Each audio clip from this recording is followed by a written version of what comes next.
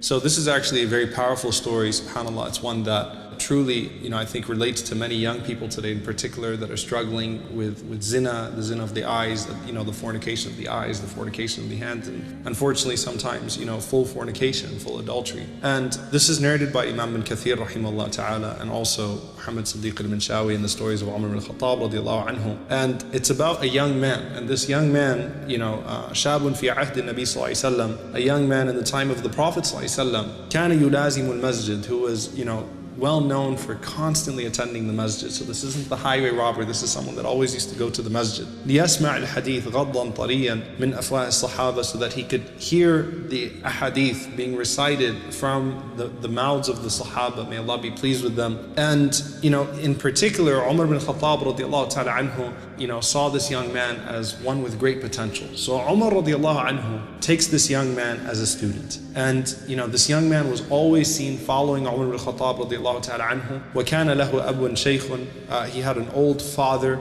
that he used to constantly go home and serve every single night. His mother had passed away, so it was just him and his father. And every night when he left the masjid, as he was on his way to his father, كَانَ عَلَى طَرِيقِهِ إِمْرَأَةٌ, there was a beautiful young lady that used to constantly call him to commit adultery. And subhanAllah, he would always ignore her. He would head to his father's house and he didn't pay attention to her. And then one day, and that's how it works with shaitan, right? He catches you in a vulnerable moment. One day as he was walking and she started to tempt him, as she always did, he actually followed her. And subhanAllah, as he went behind her, لَمَّا أَرَادَ أَن يَدْخُلَ الْبَيْتَ خَلْفَهَا, just as he was about to enter into the house behind her, he remembered the ayah in Surah Al-A'raf, verse 201, تذكر قول الله, he remembered these words of Allah subhanahu wa ta'ala, إِنَّ الَّذِينَ اتَّقَوْا إِذَا مَسَّهُمْ طَائِفٌ مِنَ الشَّيْطَانِ تَذَكَّرُوا فَإِذَا هُمْ مُبْصِرُونَ. That indeed those who fear Allah subhanahu wa ta'ala, when they're touched by an impulse of shaitan,